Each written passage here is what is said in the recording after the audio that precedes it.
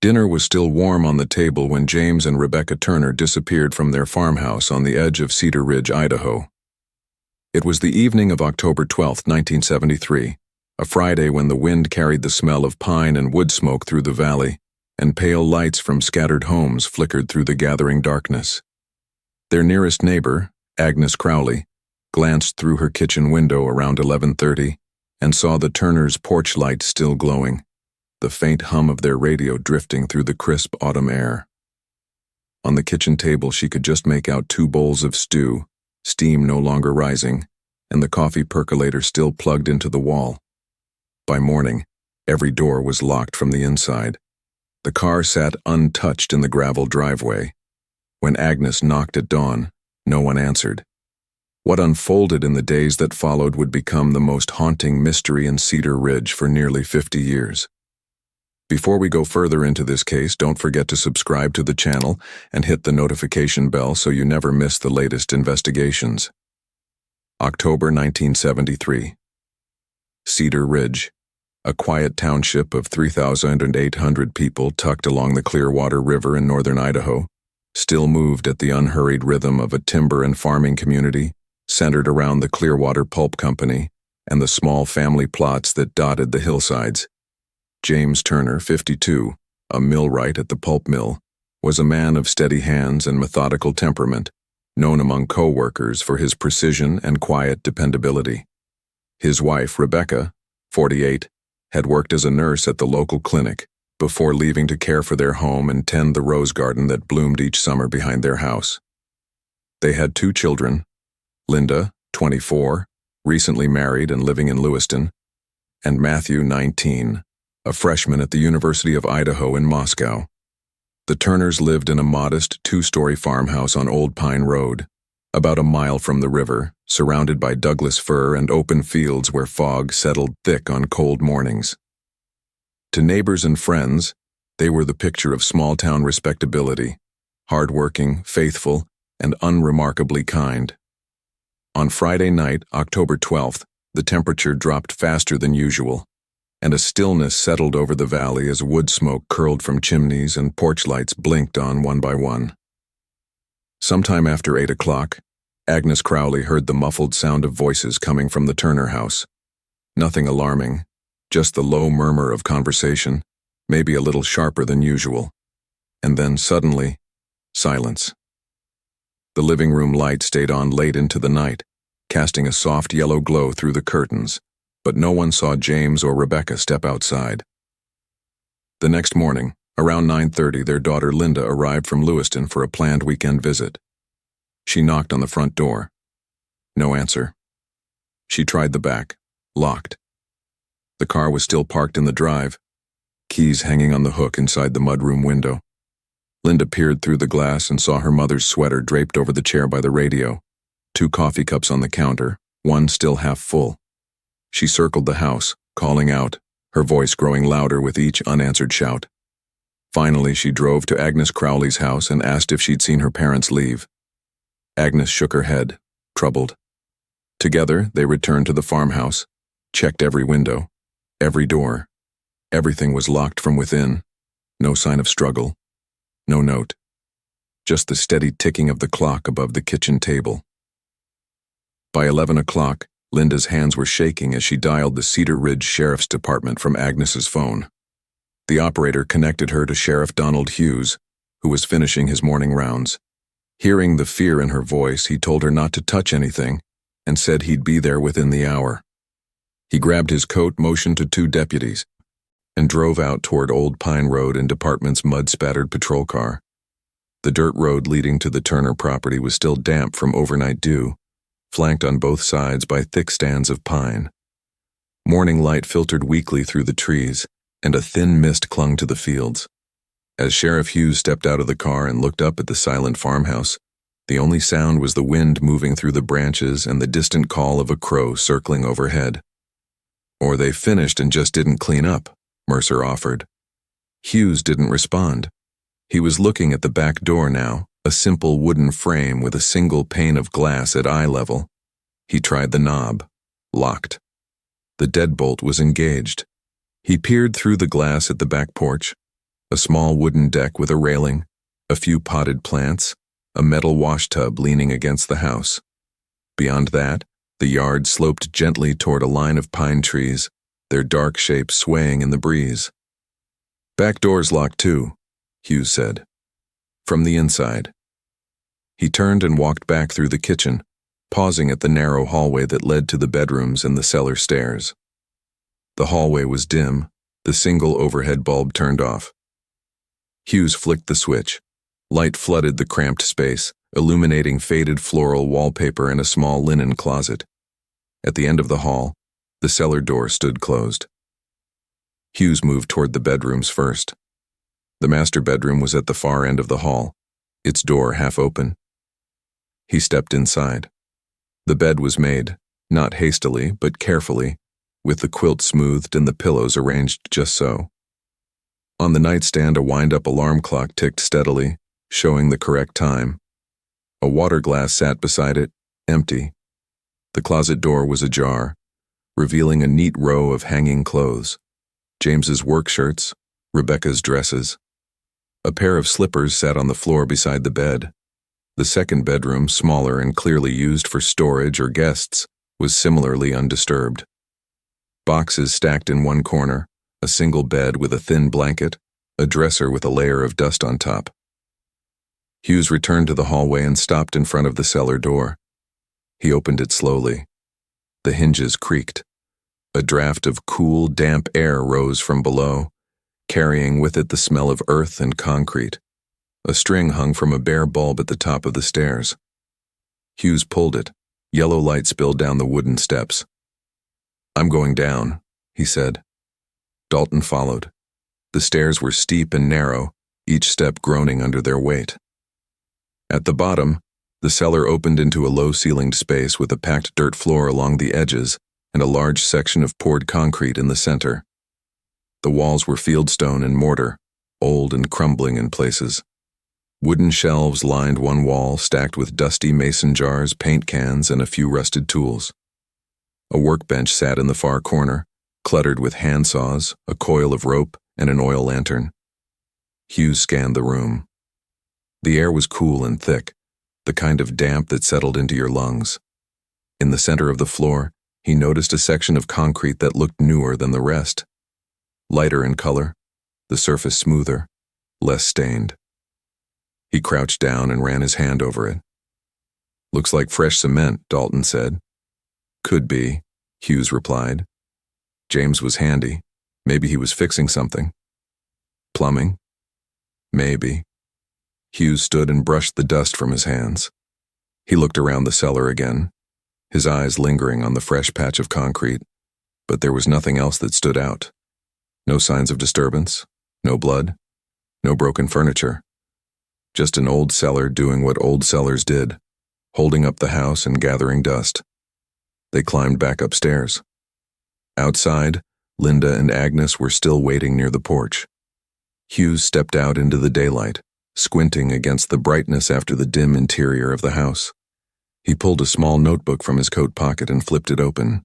"Miss Turner," he said, "when did you last speak to your parents?" "Last Sunday," Linda said, her voice barely above a whisper. "I called them after church. Everything was fine. Mama said they were planning a quiet week. Daddy had some work to finish at the mill." "And your brother?" "Matthew's at school in Moscow. He was home the weekend before last. I think he called them earlier this week, but I'm not sure." Hughes made a note. "Did your parents have any plans to travel? Visit anyone?" Linda shook her head. "No. They never went anywhere without telling me." Sheriff Hughes pushed open the gate and walked slowly up the gravel path toward the front door, his boots crunching softly in the morning cold. Behind him, the two deputies exchanged uneasy glances. The house looked ordinary, too ordinary, and that, Hughes would later write in his case log, was the first thing that felt wrong. Linda Turner stood on the porch with Agnes Crowley, her arms wrapped tight around herself despite the wool cardigan she wore. Her eyes were red-rimmed, darting between the sheriff and the locked front door as if willing it to open, as if her parents might suddenly appear with some reasonable explanation, a misunderstanding, a trip to town she'd somehow forgotten they'd mentioned. But Hughes had been doing this work long enough to recognize the look of someone who already knew deep down that nothing reasonable was coming. "Miss Turner," Hughes said, his voice low and even, "I need you to unlock the door for us. But once it's open, I want you to step back and let us go in first. Don't touch anything. Don't move anything, understood?" Linda nodded, her hand trembling as she fished the spare key from her purse. The lock turned with a soft click, and Hughes pushed the door inward. The air that greeted them was still and faintly stale, tinged with the smell of old coffee and something else. Wood smoke, maybe, or the lingering scent of Friday night's dinner. Hughes stepped into the entryway, his eyes sweeping left to right, cataloging everything. To his left, 2 coats hung on wooden pegs, a men's heavy canvas jacket and a woman's wool overcoat, both undisturbed. A pair of work boots sat neatly beneath them, laces tied. To his right, the living room opened up, dim despite the morning light filtering through the thin curtains. Deputy Frank Dalton, a wiry man in his late 30s, moved past Hughes and into the living room. Deputy Tom Mercer, younger and quieter, stayed near the door, notebook already in hand. "Front door was locked from the inside," Hughes said aloud, more for the record than anything else. "Deadbolt engaged, no signs of forced entry." He moved deeper into the house. The living room was small but tidy. A floral-patterned sofa sat against one wall, a knitted afghan folded across the back. An armchair faced the window, and draped over its arm was a woman's cardigan sweater, pale blue, the kind Rebecca Turner might have worn on a cool evening. On the side table next to the chair sat a pair of reading glasses, a folded church bulletin dated October 7th, and a small transistor radio, its dial still glowing faintly. Hughes leaned closer. The radio was on, tuned to a local station, the volume turned low enough that it was barely audible, a soft hiss of static and the distant murmur of a Sunday morning gospel program. "Radio's still on," Dalton noted, glancing back at Hughes. Hughes nodded. He crossed to the far side of the room and tested the window latch. Locked. He moved to the next window. Also locked. Through the doorway, the kitchen came into view. Hughes walked slowly toward it, his boots heavy on the hardwood floor. The kitchen was the heart of the house, and it told its own quiet story. 2 bowls sat on the small dining table, each containing the remnants of what looked like beef stew, carrots, potatoes, chunks of meat gone cold and congealed in brown gravy. Beside the bowls were 2 spoons, a basket with 3 dinner rolls still inside, and a butter dish with the knife resting across it. A coffee percolator sat on the counter near the stove, unplugged but still half full. Next to it, 2 ceramic mugs, one empty, one with about an inch of coffee left, a faint ring of dried liquid along the rim. Hughes opened the refrigerator. Milk, eggs, a covered casserole dish, a few jars of preserves. Nothing unusual. He checked the stove. Cold. The burner knobs were all in the off position, but there was a faint, acrid smell lingering near the back burner. Something burned, maybe, hours ago. "Looks like they stopped mid-meal," Dalton said from the doorway. Agnes Crowley stepped forward, wringing her hands. "Sheriff, I saw them Friday evening, around 7:30, maybe 8. I was doing dishes and I looked out the window. I can see their kitchen from mine. And Ellen was clearing the table.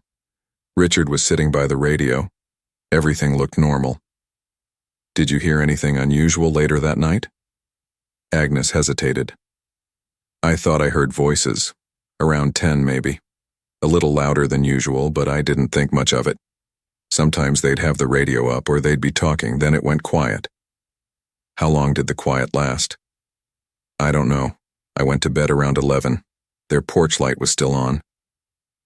Hughes turned to Dalton. "Let's talk to the neighbors, anyone who might have seen something."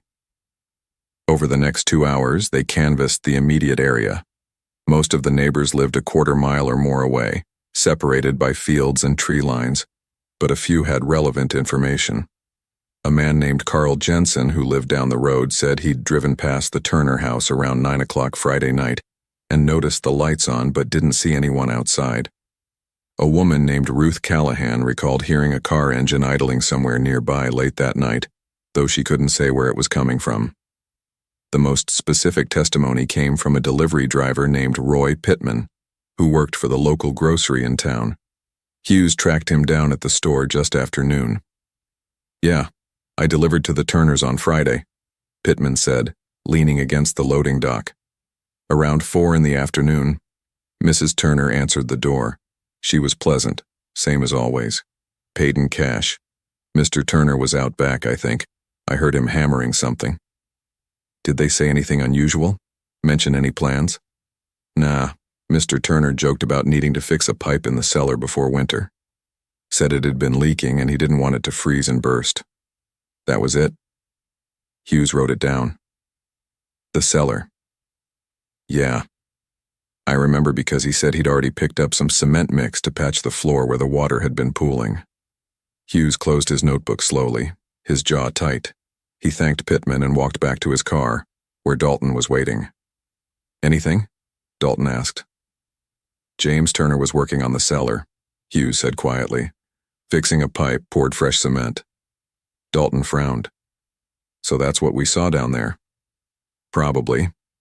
Hughes stared out at the road, his mind turning over the pieces. Everything pointed to a simple explanation: a weekend trip, a sudden emergency, something mundane that would reveal itself in time. But the locked doors bothered him. The untouched car, the half-finished meal. That night, back at the station, Hughes sat at his desk and opened his case log. He clicked his pen and wrote in careful, deliberate handwriting. October 14th, 19734, 6, Old Pine Road, Turner Residence. Residence secured. No visible struggle. No signs of forced entry. Doors locked from interior. Vehicle present. Personal effects undisturbed. No indication of voluntary departure. He paused, the pen hovering over the page. Then he added one final line. No signs of departure. Cause of absence unknown. He closed the log and leaned back in his chair, staring at the ceiling. Somewhere in the back of his mind, the image of that fresh concrete patch in the cellar lingered, a detail so ordinary it hardly seemed worth noting. But it stayed with him, quiet and insistent, like a word on the tip of his tongue. It would be 45 years before anyone thought to look beneath it. By Monday morning, news of the Turners' disappearance had spread through Cedar Ridge like frost across a windshield. Quiet, inevitable, and impossible to ignore. At the diner on Main Street, voices dropped to murmurs over coffee and scrambled eggs. At the pulp mill, James Turner's empty workstation became a focal point of hushed speculation during shift changes. By Tuesday, the story had reached the churches, the school, the post office, every corner of the small town where everyone knew everyone, and secrets rarely stayed buried for long. At first, the reaction was one of collective concern. The Turners were well-liked, dependable, the kind of couple you could set your watch by. People wanted to help. On Tuesday afternoon, Sheriff Hughes organized the first search party. 23 volunteers gathered at the fire station, armed with flashlights, walking sticks, and thermoses of coffee. They fanned out across the fields and tree lines surrounding Old Pine Road, calling out the Turners' names into the cold October air. Dogs were brought in from Lewiston, German shepherds trained for search and rescue, their handlers guiding them along the muddy banks of the Clearwater River, where the current moved swift and dark beneath overhanging willows. For 3 days, the searches continued. Volunteers combed nearly 10 square miles of terrain, dense pine forest, rocky ravines, abandoned logging roads that hadn't seen traffic in years. They found deer trails and empty beer cans, a rusted-out pickup truck from the 1950s, slowly being reclaimed by blackberry vines. On the third day, a teenage boy named Danny Kowalski discovered a torn piece of fabric snagged on a barbed wire fence about half a mile from the Turner property. It was pale blue, cotton, the kind that might have come from a woman's blouse or a dish towel. Sheriff Hughes bagged it carefully and sent it to the state lab in Boise, though he had little hope it would lead anywhere. It didn't. The fabric was too degraded, too generic. It could have been there for weeks. It could have belonged to anyone. By the end of the first week, The searches grew smaller. 15 volunteers became 10, then 6. The dogs were returned to Lewiston. The town's initial wave of compassion began to curdle into something else, something harder to name. At the diner, the murmurs shifted. Theories emerged, whispered across tables and passed along in phone calls that stretched late into the evening. Maybe they were in debt. Maybe the mill was laying people off and James couldn't face it. I heard Rebecca had family out east. Maybe they just left. Agnes said she heard arguing that night. What if it wasn't an accident? What if something happened between them? The rumors grew legs. Someone claimed they'd seen James at a bar in Lewiston a month earlier, drinking alone, looking troubled.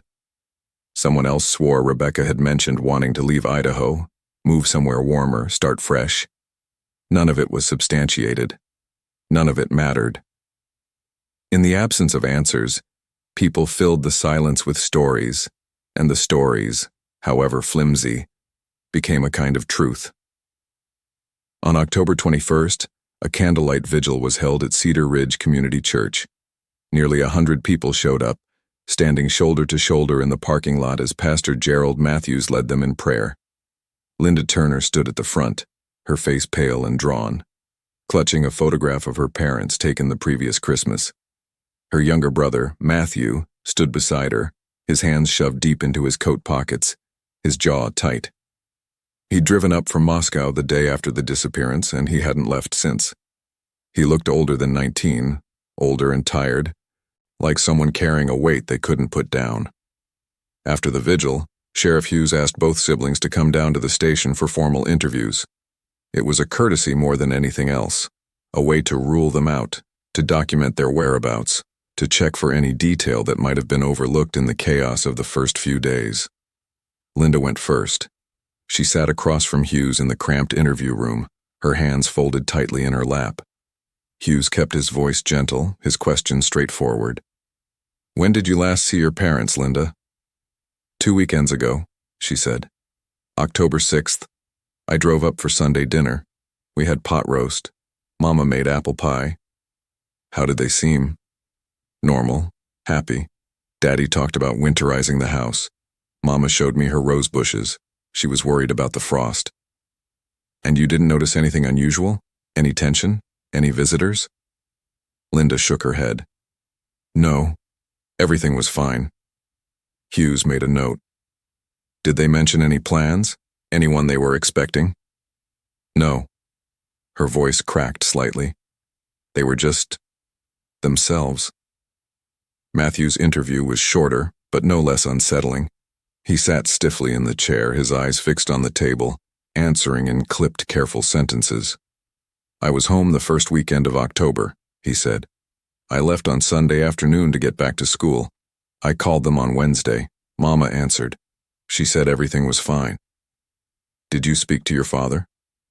"Briefly. He was in the garage, said he had work to do." "And that was the last time you spoke to either of them?" Matthew hesitated, just for a moment. "Yes." Hughes watched him closely. There was something guarded in the young man's posture, something that didn't quite sit right. But when Hughes pressed, gently, professionally, Matthew's answers didn't change. He had been at school. He had attended classes. He had an alibi, witnesses, a paper trail. There was nothing to suggest he knew anything more than what he'd already said. Still, Hughes made a note in his log. Subject appeared evasive. Follow up if necessary. As October bled into November, the searches stopped altogether. The volunteers returned to their lives. The dogs never came back. The torn handkerchief remained in an evidence locker, a fragment of something that meant nothing. Sheriff Hughes continued to field calls, tips, theories, sightings that led nowhere. A truck driver claimed he'd seen a couple matching the Turner's description at a rest stop near Coeur d'Alene. A woman in Spokane swore she'd seen Rebecca at a grocery store. Both leads evaporated under scrutiny. The town, meanwhile, began to forget. Not intentionally, not cruelly. But life moved on. The mill kept running. Kids went to school. Thanksgiving came and went, then Christmas. The Turners' farmhouse stood empty on Old Pine Road, its windows dark, the yard slowly overtaken by weeds and wild grass. Occasionally, someone would drive past and glance at it, a quick look, a brief flicker of memory, but fewer people talked about it. The story had lost its urgency. It had become background noise, a sad footnote in the town's history. On November 2, 1973, Sheriff Hughes officially reclassified the case. He sat at his desk late that evening, the office empty except for the hum of the space heater in the corner, and typed the update on a manual Underwood typewriter, each keystroke deliberate and final. Case status. Update. Turner, James Rebecca missing persons. Reclassified to unexplained disappearance, no evidence of foul play, no evidence of voluntary departure, no viable leads. Case to remain open, pending new information. He pulled the paper from the roller and placed it in the case file, which by now had grown to nearly 40 pages, witness statements, search reports, lab results that confirmed nothing. Hughes closed the file and slid it into the cabinet marked Active, Unsolved. He locked the drawer and pocketed the key. By spring of 1974, the case was quietly shelved.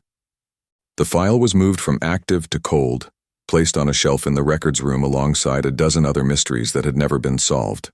Lost hunters, runaway teenagers, drifters who vanished into the Idaho wilderness and were never seen again. Cedar Ridge moved on. The Turners became a ghost story, the kind of thing people mentioned when they were feeling nostalgic or morbid, usually after a few drinks. Remember the couple who just disappeared? No trace. Nothing. Just gone. And then the conversation would shift to something else. Someone's daughter getting married, a new manager at the mill, the upcoming harvest.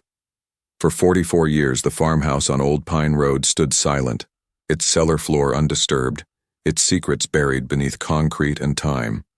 And no one thought to look down. 45 years later, the farmhouse on Old Pine Road was finally coming back to life. It was early March 2018, and the morning sun filtered weakly through the bare windows of what had once been the Turner family home. Inside, the air smelled of sawdust and fresh paint, mingled with the musty odor of decades-long abandonment. Dust motes drifted through pale shafts of light as Ethan and Claire Morris moved through the rooms, their footsteps echoing on stripped floorboards. They were young, early 30s, full of the kind of optimism that comes with first-time homeownership and HGTV renovation dreams. The house had been a steal at auction, its history more curiosity than deterrent. It just needs love, Claire had said when they first walked through it 6 weeks earlier, her hand trailing along the peeling wallpaper in the hallway. Good bones. Character.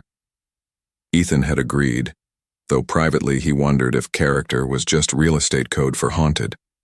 But the price was right. The land was beautiful, and Cedar Ridge, now a town of nearly 6,000, bolstered by telecommuters and retirees seeking mountain quiet, was exactly the kind of place they'd been searching for. By mid-March, the upstairs was nearly finished.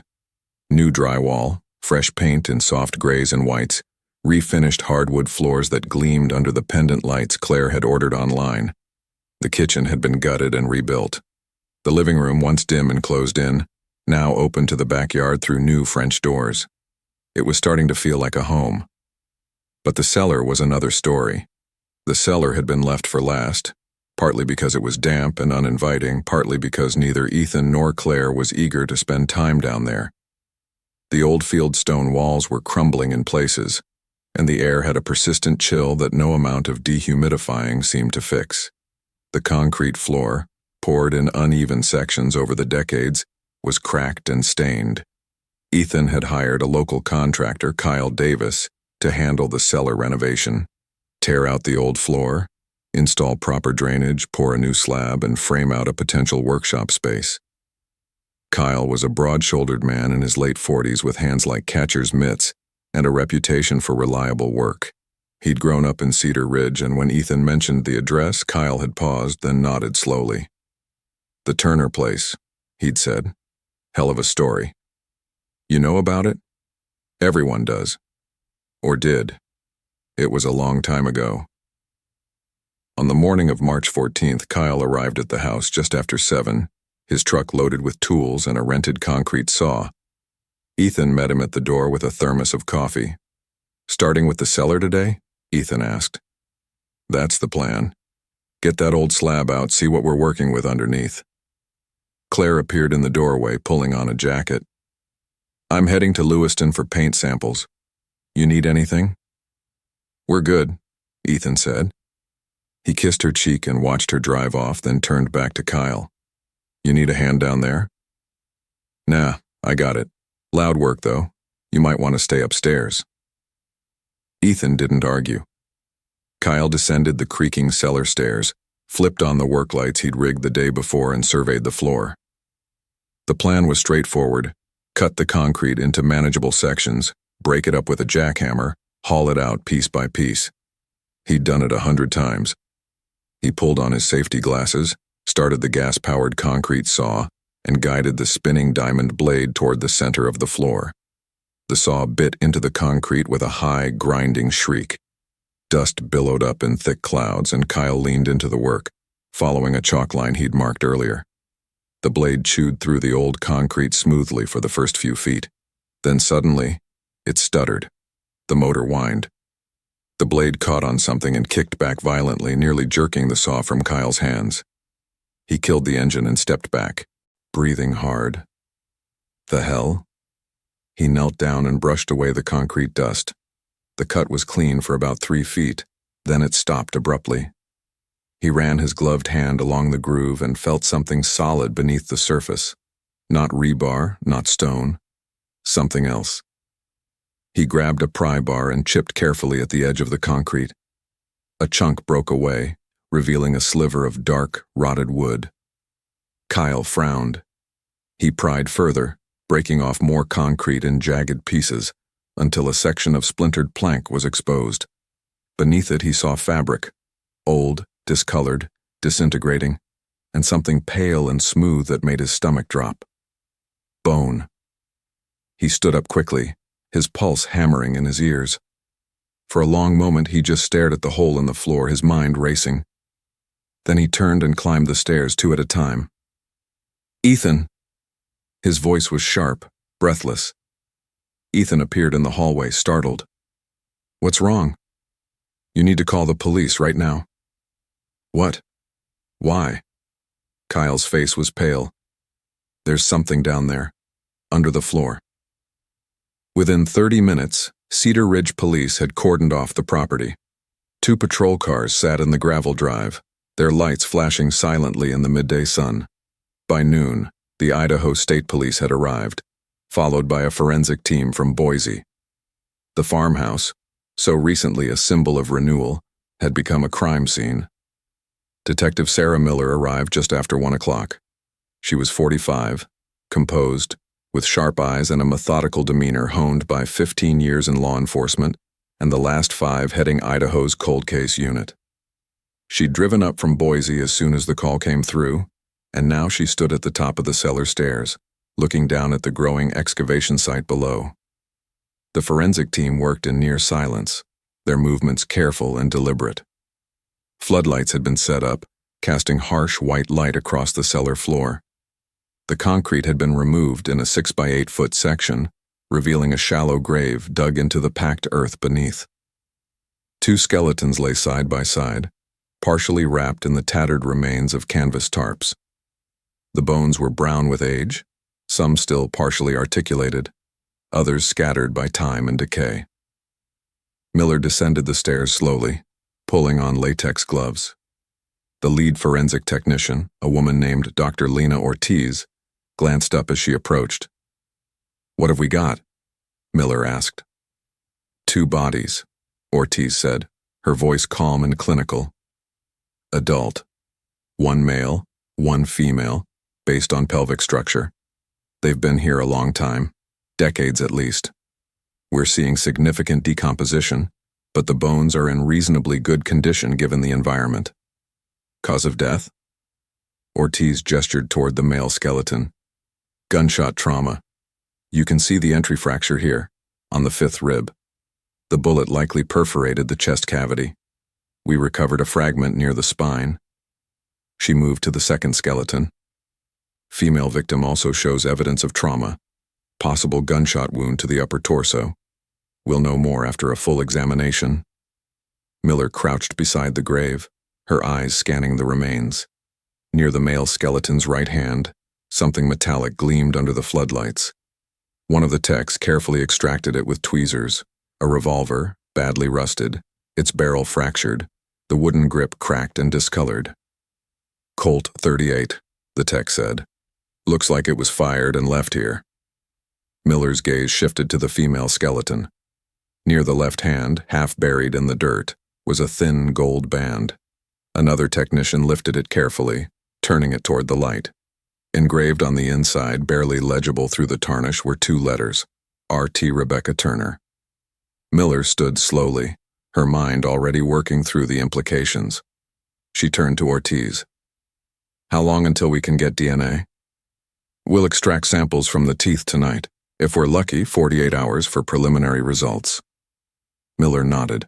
She climbed back up the stairs and stepped outside where Ethan Morris stood near the porch, his face ashen, his hands shaking slightly as he held a cup of coffee he hadn't touched.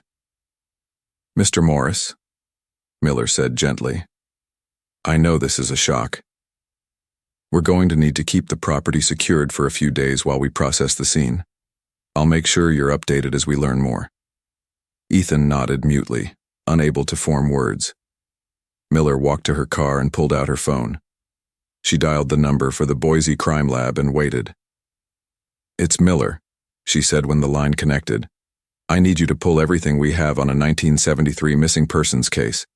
James and Rebecca Turner, Cedar Ridge. She paused, looking back at the farmhouse, its windows glowing softly in the fading afternoon light. I think we just found them. By 6 o'clock that evening, news vans from Lewiston and Boise had descended on Cedar Ridge.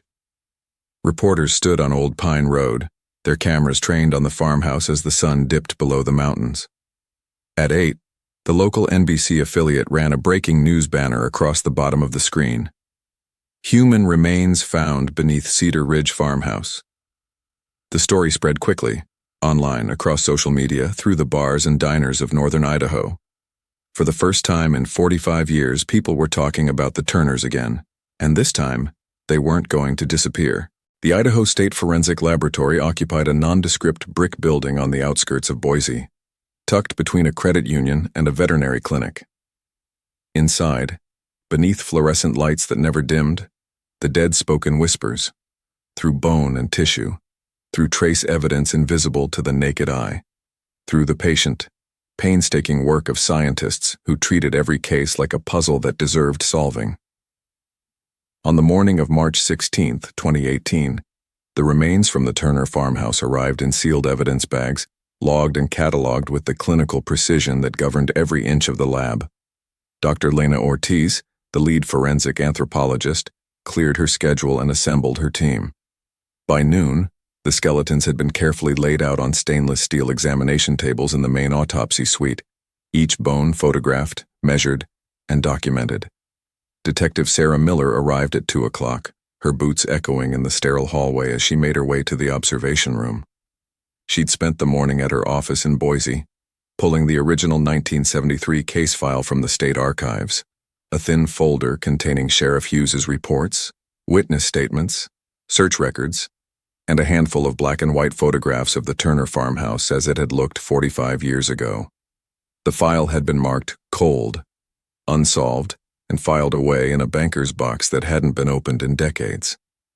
Now, standing behind the glass partition that separated the observation room from the examination suite, Miller watched as Dr. Ortiz worked with quiet efficiency, her gloved hands moving across the skeletal remains like a pianist reading sheet music.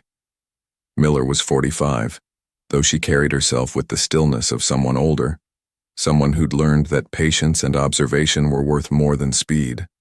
She'd been with the Idaho State Police for 15 years, the last 5 devoted entirely to cold cases.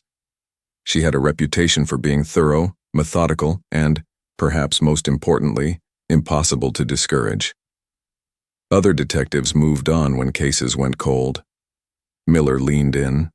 The intercom crackled.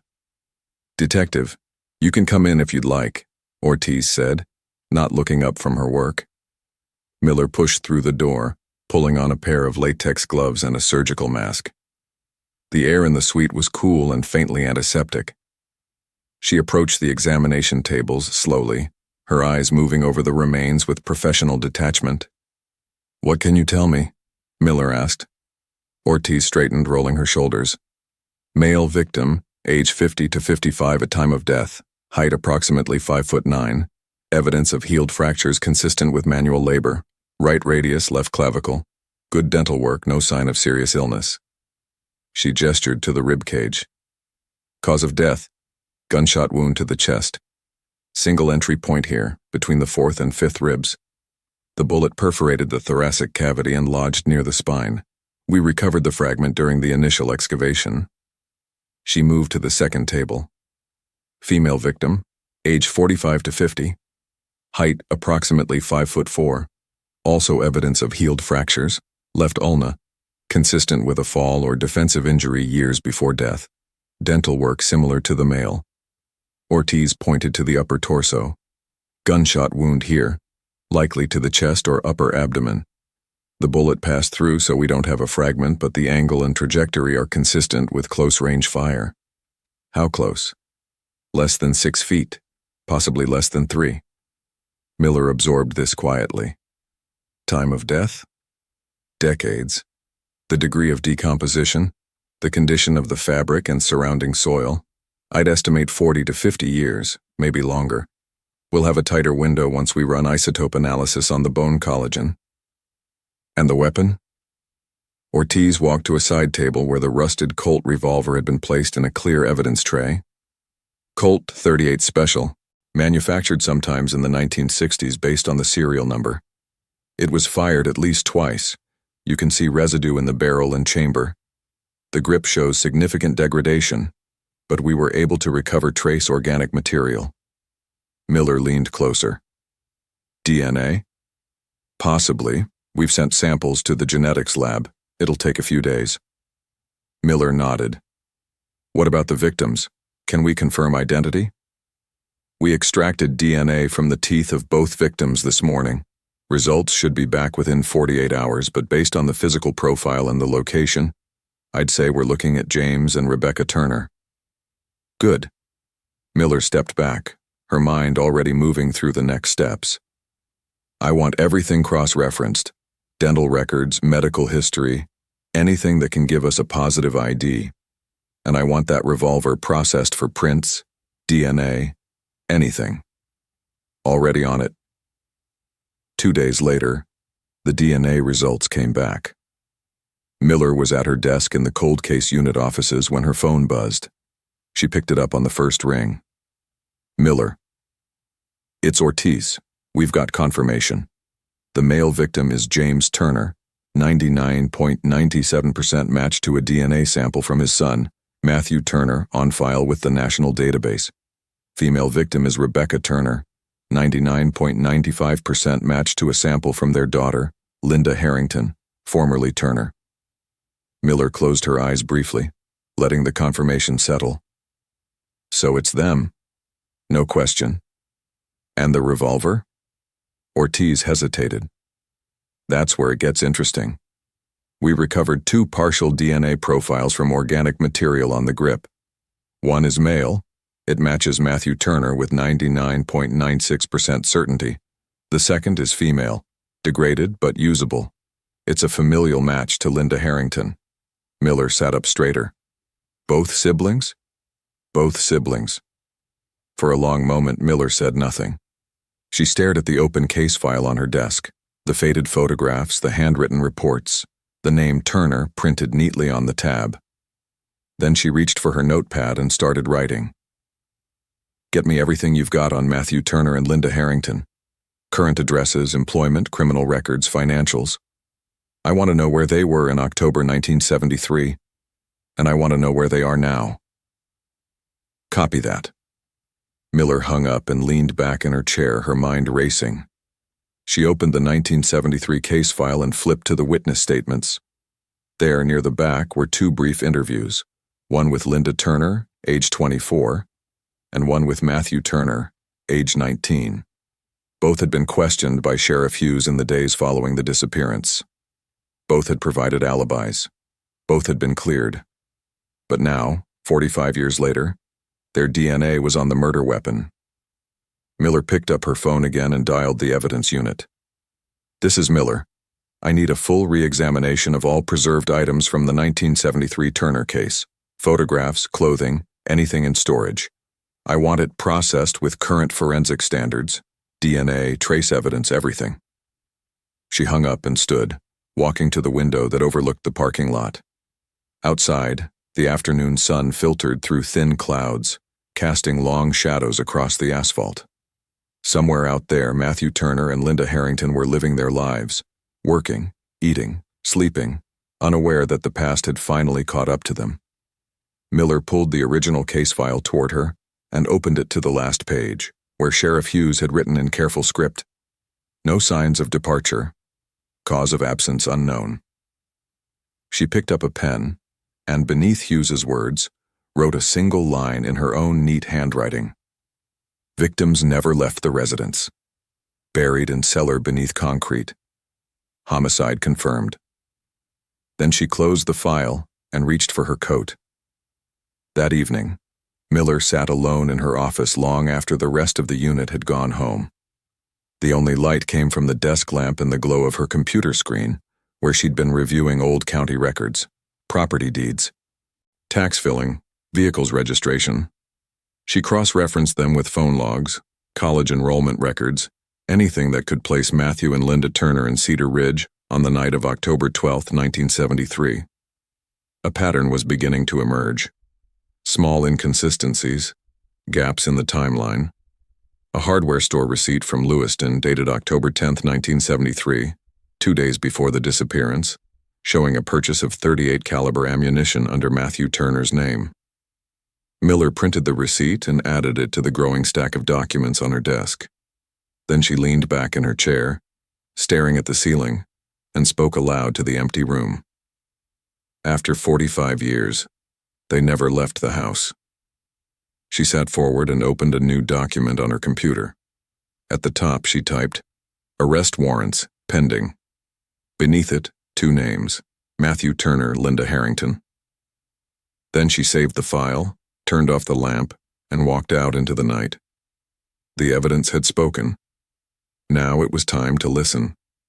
Matthew Turner lived in a modest ranch-style house on the outskirts of Eugene, Oregon, in a quiet neighborhood where lawns were neatly mowed and American flags hung from porches. He was 63 years old, retired from a career in municipal engineering, and by all accounts lived an unremarkable life. He had never married, had no children, and kept mostly to himself, the kind of neighbor people waved to but didn't really know. On the morning of March 22, 2018, Detective Sarah Miller and an Oregon State Police detective named Ron Vasquez pulled into his driveway in an unmarked sedan. The sun was bright, the air crisp with early spring. Matthew's garage door was open, revealing a workbench cluttered with hand tools and a half-restored motorcycle. Matthew appeared in the doorway before they could knock, wiping his hands on a shop rag.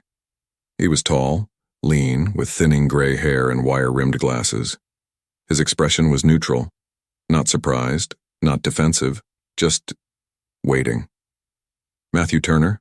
Miller asked, holding up her badge. "Yes. I'm Detective Sarah Miller with the Idaho State Police. This is Detective Vasquez. We'd like to ask you a few questions about your parents, James and Rebecca Turner." Matthew didn't flinch. He nodded slowly, folded the rag, and set it on a small table by the door. "I figured someone would come eventually. You found them." "We did." "Come in." He led them into a small, tidy living room. The furniture was plain: a brown sofa, a recliner, a coffee table with a few engineering magazines stacked neatly on top. The walls were bare except for a single framed photograph of a mountain landscape. No family photos. No personal mementos. Matthew sat in the recliner, his hands resting on the armrests. Miller and Vasquez took the sofa. Miller pulled out a notebook and pen, her movements deliberate and unhurried. "Mr. Turner, we're reopening the investigation into your parents' disappearance. We've confirmed that the remains found beneath the farmhouse are James and Rebecca Turner. We believe they were killed on or around October 12, 1973. Matthew nodded. "I assumed as much. Can you tell me where you were that night?" "I was at school, University of Idaho, Moscow. I'd left home on Sunday, October 7th to start the fall semester. I didn't come back until after the police called Linda." Miller made a note. "And when did you last see your parents?" "That Sunday, October 7th. I had lunch with them before I drove back to campus." "How did they seem?" "Normal. Dad was talking about fixing something in the cellar. A leaky pipe, I think. Mom was worried about her garden before the first frost. It was just a regular Sunday." "Did you call them after you left?" Matthew hesitated, just for a fraction of a second. "I called on Wednesday, October 10th, Mom answered. We talked for maybe 5 minutes. Everything was fine." Miller watched him carefully. His voice was calm, measured, almost rehearsed. "And you didn't return to Cedar Ridge until after they were reported missing?" "That's right. Linda called me on Sunday the 14th. I drove up that afternoon." Vasquez leaned forward slightly. "Did you notice anything unusual when you got there? Anything out of place?" "No, the house looked normal, locked up like Linda said. I searched the property with her, but we didn't find anything." Miller flipped a page in her notebook. "Mr. Turner, do you own any firearms?" "No." "Did your father?" "He had a revolver, a Colt .38, kept it in the bedroom closet." "Do you know what happened to it?" Matthew's expression didn't change. "I assume it disappeared with them." Miller let the silence stretch. Then she said, "We recovered a firearm from the gravesite, a Colt .38. We believe it was used to kill your parents." Matthew's jaw tightened almost imperceptibly, but his voice remained steady. "I see. We also recovered DNA from the weapon," Miller continued. "Would you be willing to provide a sample for comparison?" "Of course. Whatever you need." Miller made another note, her pen moving across the page in slow, deliberate strokes. "One more thing. Do you remember purchasing ammunition in Lewiston on October 10, 1973? For the first time, Matthew's composure cracked.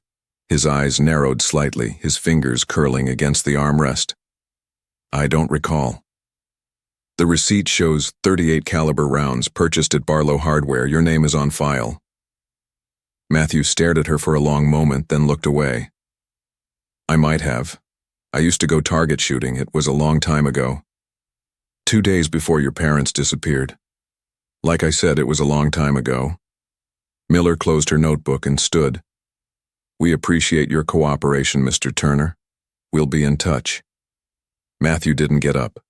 He sat in the recliner, his hands still gripping the armrests, his eyes fixed on the blank wall across from him. As Miller and Vasquez walked back to their car, Vasquez glanced over his shoulder. "He's lying." "I know," Miller said. Linda Harrington lived in Spokane, Washington, in a small craftsman-style house with a well-tended garden and wind chimes hanging from the front porch.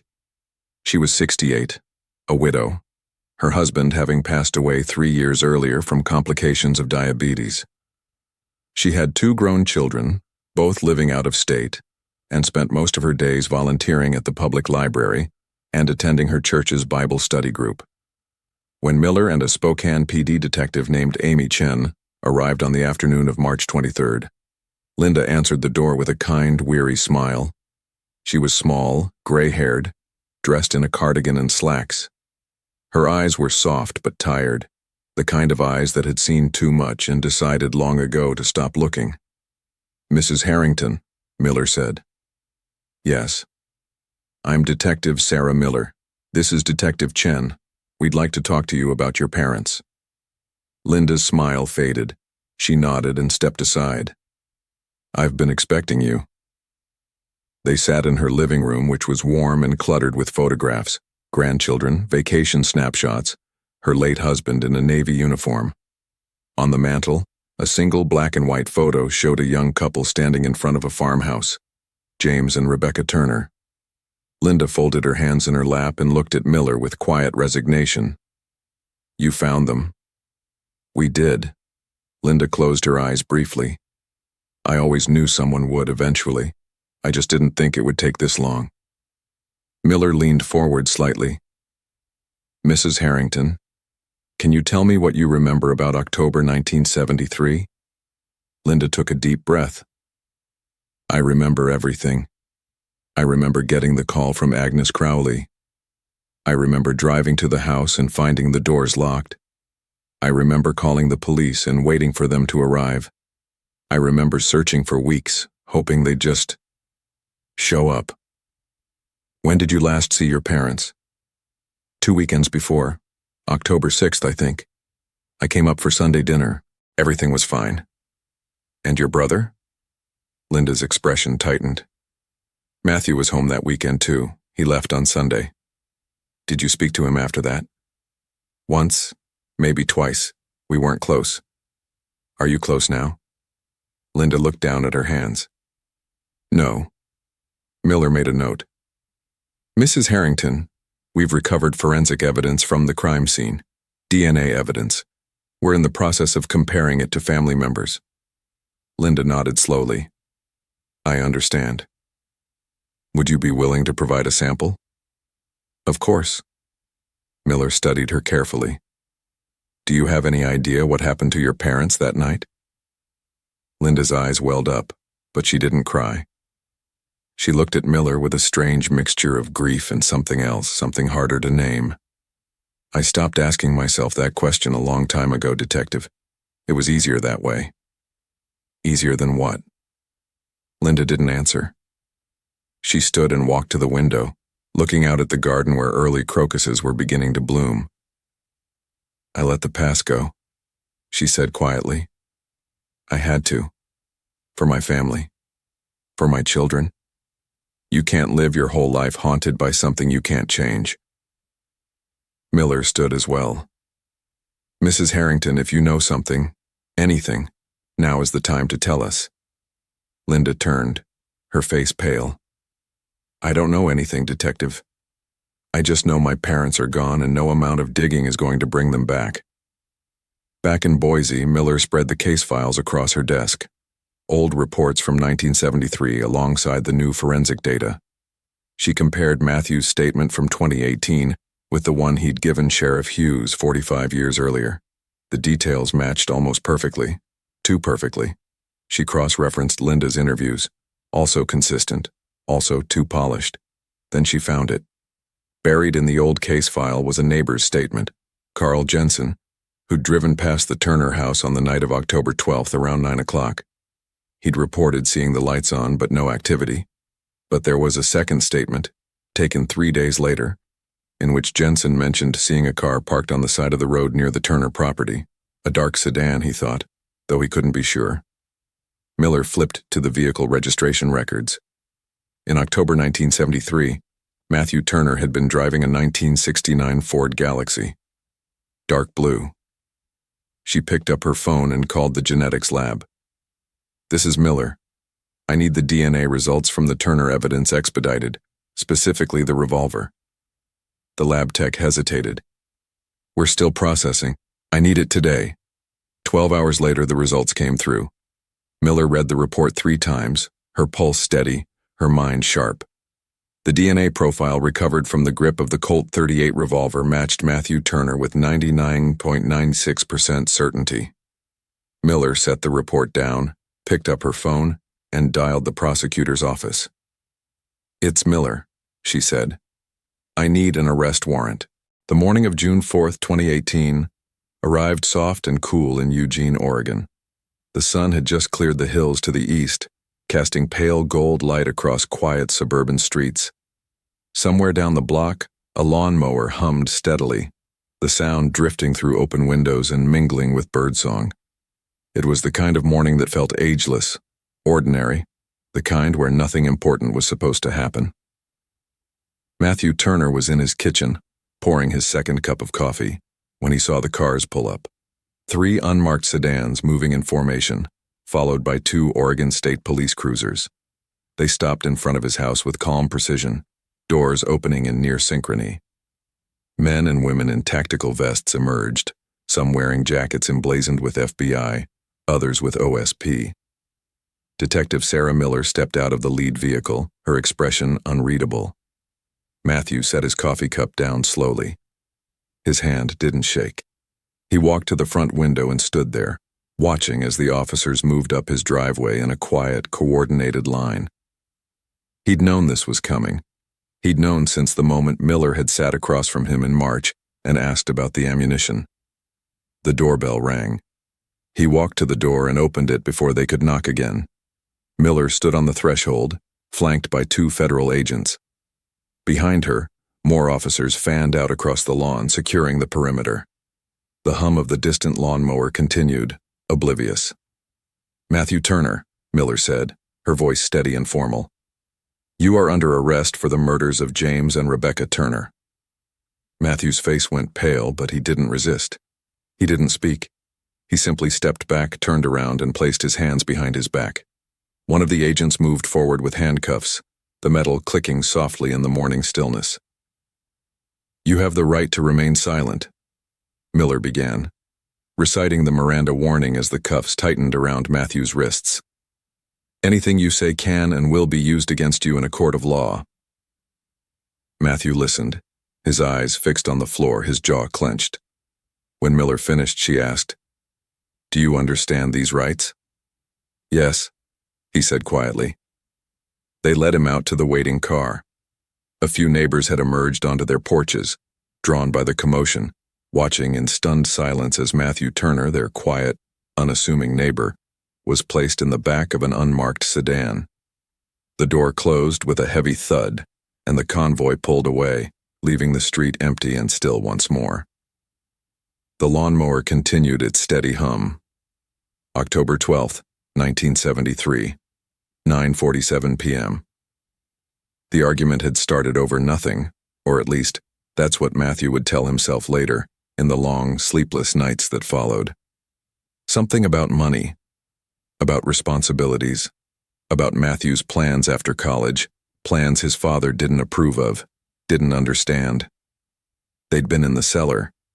James had been working on the leaky pipe, his hands dark with grease, his voice sharp with frustration. Matthew had come down to help, but the conversation had turned, the way conversations sometimes do when old resentments simmer just beneath the surface. "You think you're better than this," James had said, gesturing around the dim cellar. "Better than the mill, better than this town." "I didn't say that. You don't have to." The words escalated, louder, sharper.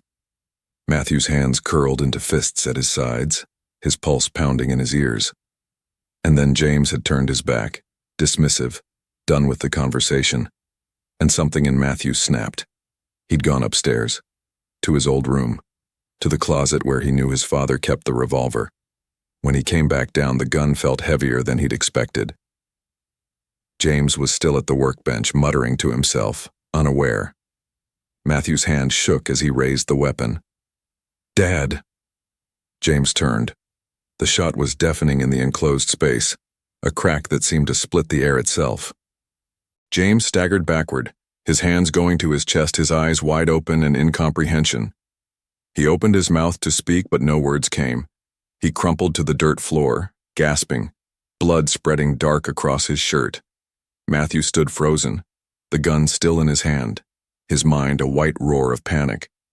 Then he heard footsteps on the stairs. "James? Matthew?" What was that? Rebecca's voice, worried, hurried. She appeared at the bottom of the stairs, her eyes finding her husband first, his body on the floor, the blood, and then her son standing over him with the revolver. "Matthew," she whispered, her voice breaking. "What did you do?" She took a step toward James, and Matthew raised the gun again, his hand trembling violently. "Mom, don't!" she screamed. The second shot cut her scream short. Rebecca fell without a sound, her body crumpling beside her husband's, her eyes still open, staring at nothing. For a long time, Matthew just stood there, the gun hanging at his side, the smell of gunpowder thick in the air. Then, slowly, the panic gave way to something colder. Calculation. Survival. He couldn't undo this, but he could hide it. 3 days after Matthew's arrest, Linda Harrington was taken into custody at her home in Spokane. She didn't resist. She'd been expecting it. The charges were different: conspiracy to conceal a crime, obstruction of justice, aiding after the fact. Not murder. But enough. Detective Miller sat across from Linda in a small interview room at the Spokane County Jail, a digital recorder on the table between them. Linda looked smaller somehow, diminished, her hands folded tightly in her lap. "Mrs. Harrington," Miller said gently, "I need you to tell me what happened. All of it." Linda stared at the table for a long time. Then quietly, she began to speak. "He called me. Sunday night, October 14th, late. He was panicking. He told me they were gone, that something terrible had happened. He didn't say what, not then, but I knew. I could hear it in his voice." "What did he ask you to do?" Linda's eyes filled with tears. "He asked me to come to the house before the police did. He said he needed my help. He said he couldn't do it alone." "And you went?" "I went." Her voice cracked. "I cleaned the kitchen. I locked the doors from the inside. I made it look like they'd just left. I didn't know what else to do. He was my brother, my baby brother. And he was so scared." Miller's voice remained calm, measured. "Did he tell you what happened that night?" Linda shook her head. "Not then. Not for years. But I knew. Deep down, I always knew." "And you said nothing?" "I said nothing." Linda looked up, her face streaked with tears. "I told myself I was protecting the family, protecting his future, but really I was just a coward." By mid-June, Cedar Ridge was once again under siege. Not by volunteers searching the woods, but by news vans and reporters crowding Main Street, their cameras trained on the old farmhouse on Old Pine Road. The story had gone national. Cold case solved. After 45 years. Siblings arrested in parents' murder. The headlines were everywhere. In the diners and churches, at the mill and the post office, people who had once known the Turners or thought they had, struggled to reconcile the past with the present. Matthew and Linda, the grieving children who'd searched for their parents, who'd lit candles at vigils, who'd carried the weight of that loss for decades, were now revealed as something else entirely. "I can't believe it," Agnes Crowley said to a reporter outside the community church. She was 89 now, her voice thin and unsteady. "I watched those children grow up. I never thought—" She trailed off, shaking her head. On June 18th, Detective Sarah Miller held a press conference in Boise. The room was packed, reporters, cameras, the harsh glare of lights. She stood at the podium, calm and composed, and read a prepared statement. On the night of October 12, 1973, James and Rebecca Turner were killed in the cellar of their home by their son, Matthew Turner. Their bodies were buried beneath the concrete floor, where they remained undiscovered for 45 years. Matthew Turner returned to his college campus the following morning and resumed his life as if nothing had happened. His sister, Linda Harrington, aided in concealing the crime by staging the scene to appear as a disappearance. She paused, looking directly into the cameras. For 45 years, this case haunted Cedar Ridge. Families grieved. Neighbors wondered. Investigators searched. And all the while, the answers were buried beneath a floor that no one thought to look under. Miller's voice didn't rise, didn't waver, but there was something sharp beneath her words, something that cut through the noise. "He went back to school the next morning," she said quietly, "and no one ever asked why." The room fell silent. Miller stepped away from the podium and walked out, leaving the questions unanswered, the cameras still rolling, the ghosts of Cedar Ridge finally laid to rest. The interview room at the Ada County Jail was small and colorless. Gray walls, gray table, gray chairs bolted to the floor. A single fluorescent panel hummed overhead, casting everything in flat, sterile light. The air smelled faintly of disinfectant and stale coffee. A camera mounted in the corner recorded everything, its red light blinking steadily like a mechanical heartbeat. Matthew Turner sat on one side of the table, his hands folded in front of him, his orange jumpsuit hanging loose on his thin frame. He'd been in custody for 2 weeks. His face was gaunt, unshaven, his eyes shadowed with sleeplessness. Across from him sat Detective Sarah Miller, a legal pad open in front of her, a pen resting in her hand. To her right, a digital recorder sat on the table, its display glowing softly. They'd been at this for 3 hours. Miller had started gently. Background questions, establishing timeline, letting Matthew tell his version of events. He'd been evasive at first, repeating the same story he'd told for 45 years. He'd left for school. He'd called home midweek. He hadn't known anything was wrong until Linda called him. His voice had been steady, almost mechanical, as if he'd rehearsed it so many times the words had lost all meaning. But Miller was patient. She had time, and more importantly, she had evidence. "Matthew," she said now, her voice calm, "we've been over this multiple times, and every time your story stays the same. Perfectly the same." Matthew didn't respond. He stared at his hands. "The problem," Miller continued, "is that the evidence doesn't match your story. Your DNA is on the murder weapon. The ammunition you purchased 2 days before your parents died matches the rounds fired in that cellar. And we have a witness who saw your car near the property the night they were killed." Matthew's jaw tightened, but he said nothing. Miller leaned forward slightly. "I've been doing this a long time, Matthew, and I've learned that people hold on to lies for 2 reasons. Either they're protecting someone else, or they're protecting themselves. Which one is it for you?" Silence. Miller let it stretch. Then she reached into a folder and pulled out a photograph, a close-up of the rusted Colt revolver laid out on an evidence tray. She placed it in front of Matthew. "This is your father's gun, the one you said disappeared with them." She tapped the photo. "We found it buried with their bodies. Your DNA is on the grip. Your fingerprints, partial but identifiable, are on the trigger guard." Matthew stared at the photo, his breathing shallow. "I know you were there, Matthew. I know you pulled the trigger. What I don't know is why." For a long moment, nothing.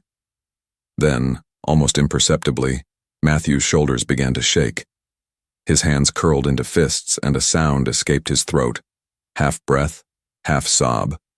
When he finally spoke, his voice was so quiet Miller had to lean in to hear it. It wasn't supposed to happen. Miller didn't move. She barely breathed. "Tell me." October 12th, 1973. 9:40 p.m.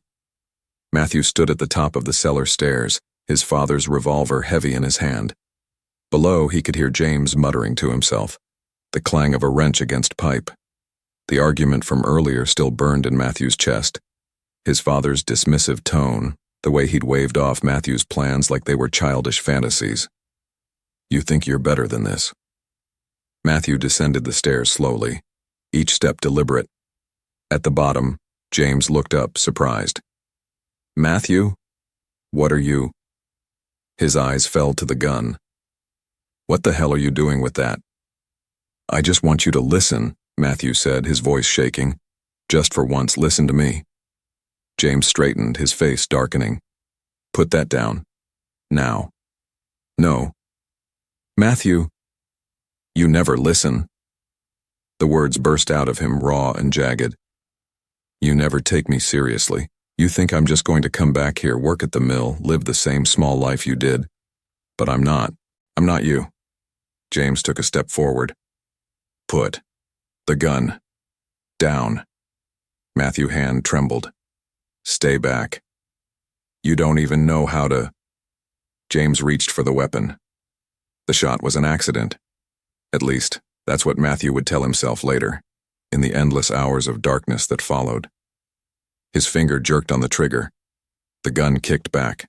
The noise was impossibly loud, a crack that echoed off the stone walls and seemed to shatter the world. James staggered, his hand going to his chest. He looked down at the blood spreading across his shirt, then up at his son, his expression one of utter disbelief. "Matthew," he whispered. Then he collapsed. "I didn't mean to," Matthew said now, his voice breaking. "I swear to God I didn't mean to. I just wanted him to listen. I just wanted him to see me." Miller's expression didn't change, but something shifted in her eyes. Not sympathy exactly, but a recognition of the fragility of the moment. What happened next? Matthew's hands were shaking. "I heard her on the stairs, my mother. She was calling down, asking what the noise was, and I couldn't move. I couldn't think. I just stood there." Rebecca appeared at the bottom of the stairs, her face already pale with fear. She saw James first, his body on the floor, the blood pooling beneath him, and let out a choked gasp. "James!" She rushed forward, dropping to her knees beside him. Her hands fluttered over his chest, trying to stem the bleeding, her voice rising in panic. "Oh God, oh God." Then she looked up and saw Matthew standing there, the gun still in his hand. "Matthew," she breathed, her voice small and broken. "What did you do?" She started to stand, her eyes locked on her son's, and Matthew saw it. The realization, the horror, the question that would haunt him forever. How could you? "Mom, wait." But she was moving toward him, her hands reaching out. Whether to comfort or to take the gun, he'd never know. The second shot happened so fast he barely registered pulling the trigger. Rebecca fell without a sound, her body crumpling beside her husband's, and the cellar went silent. "I didn't mean to shoot her," Matthew whispered, tears streaming down his face. She was there, and I panicked, and..." He broke off, covering his face with his hands. "I killed them both. I killed my parents."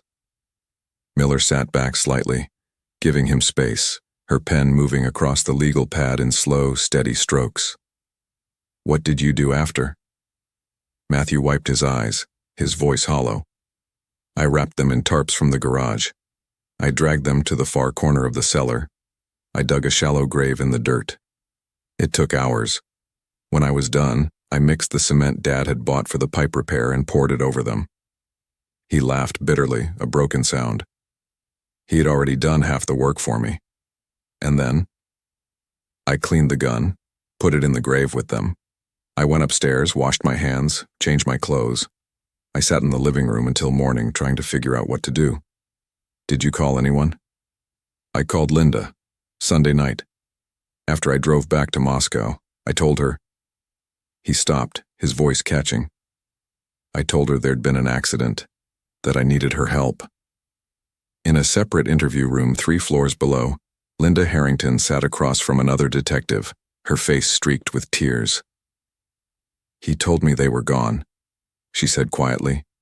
"He didn't say how. Not then.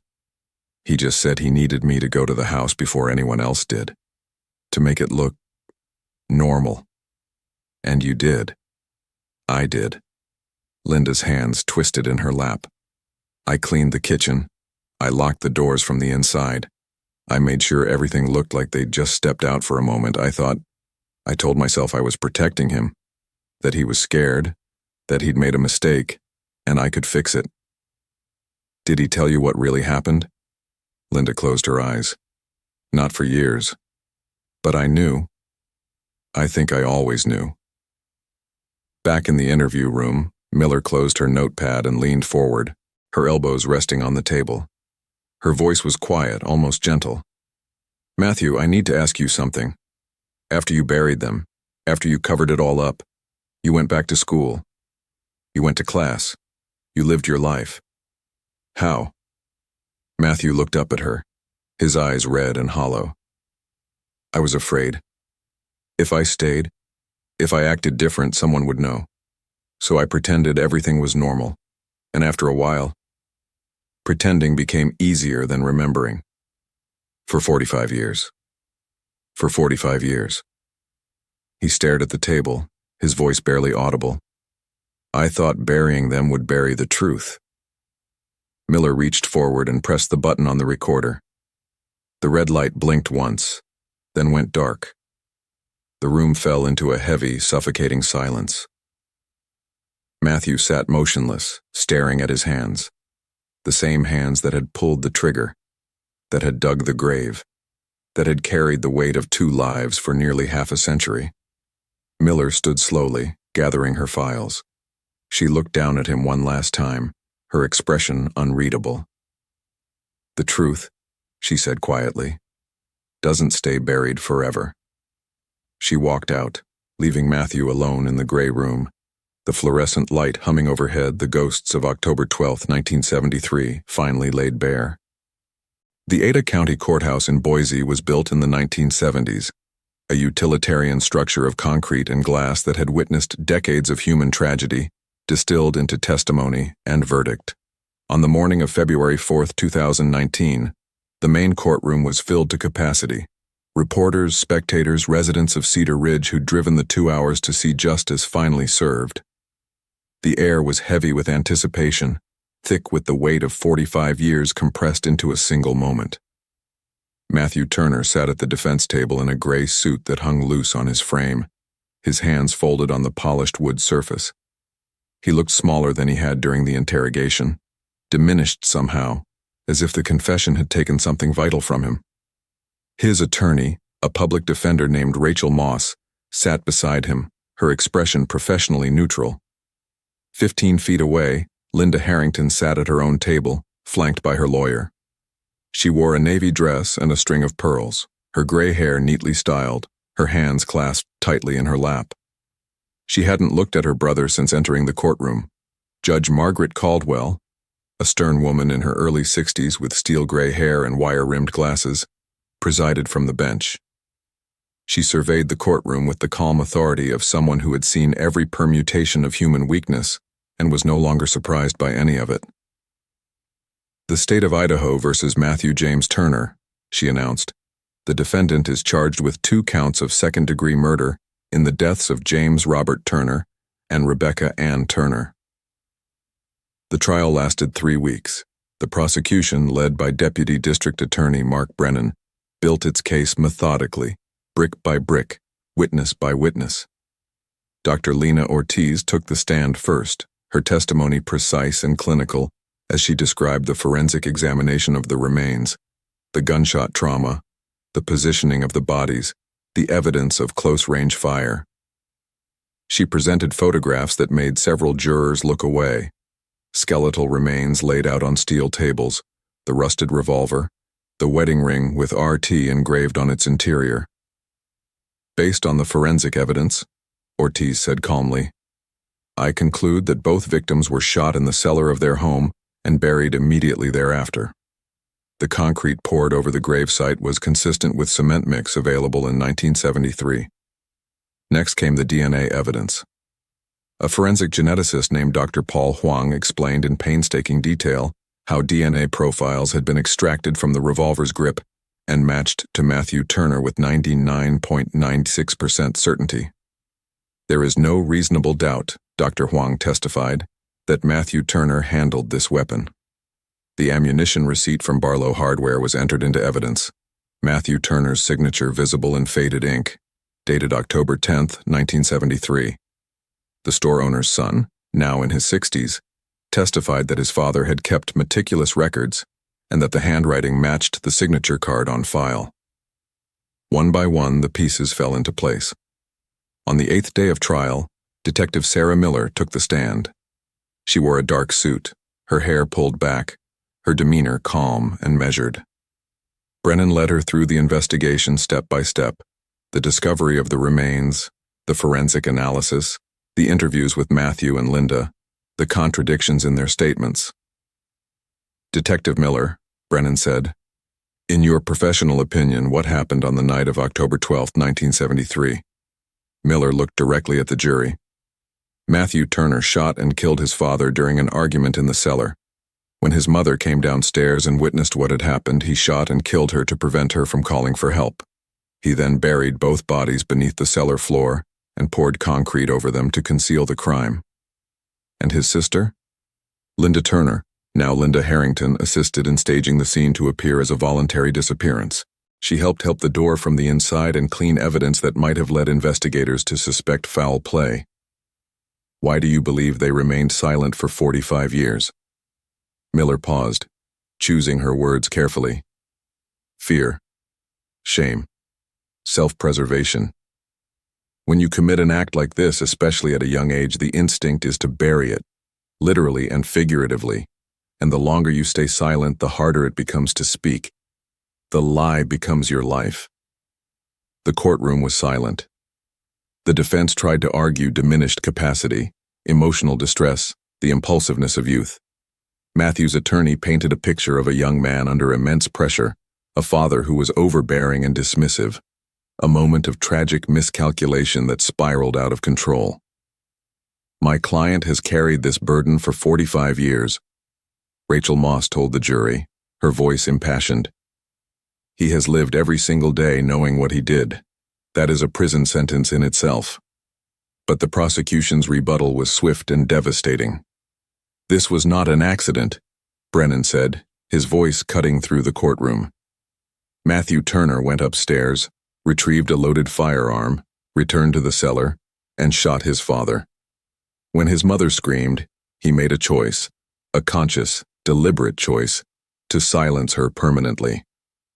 Then he buried them, poured concrete over their bodies, and went back to college.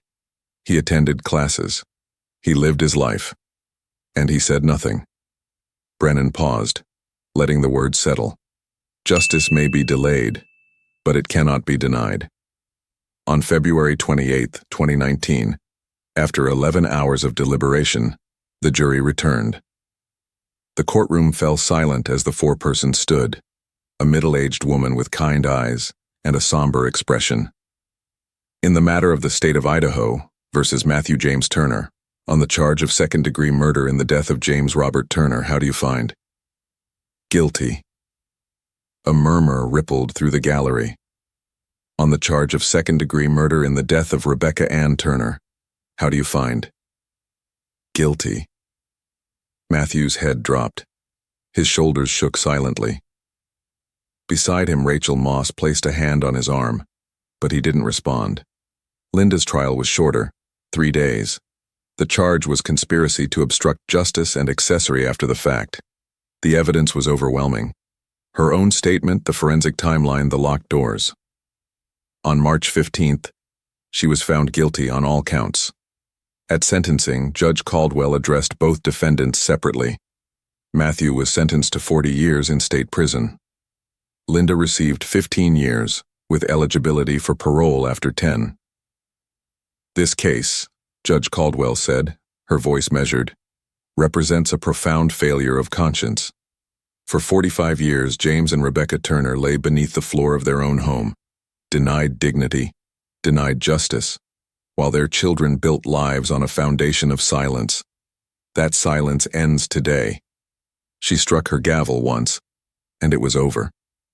Detective Sarah Miller stood on the courthouse steps as the crowd dispersed, the winter wind sharp against her face. A reporter approached, microphone extended. Detective Miller, how does it feel to close a case this old? Miller considered the question. It feels like keeping a promise. To the victims, to the community, to everyone who never stopped wondering what happened. Do you think justice was served? Justice is never perfect, Miller said quietly. But yes, it was served. In the months that followed, the farmhouse on Old Pine Road was condemned. The county deemed it structurally unsound, its foundation compromised by the excavation. In late spring, a crew arrived to fill the cellar with concrete, sealing it permanently. By summer, the house was demolished, reduced to rubble and memory. The land was sold to a conservation trust and designated as open space. Wildflowers grew where the house once stood, and in the evenings deer grazed in the fields that stretched toward the tree line. Cedar Ridge moved on, quieter now, its most haunting mystery finally resolved. At the community church, a small memorial plaque was placed near the entrance. In memory of James and Rebecca Turner, 21, 1973, 1925, 1973, found, remembered, at peace. On a cold December evening in 2019, Sarah Miller returned to Cedar Ridge. She drove slowly down Old Pine Road, past the empty lot where the Turner farmhouse had stood, and parked near the river.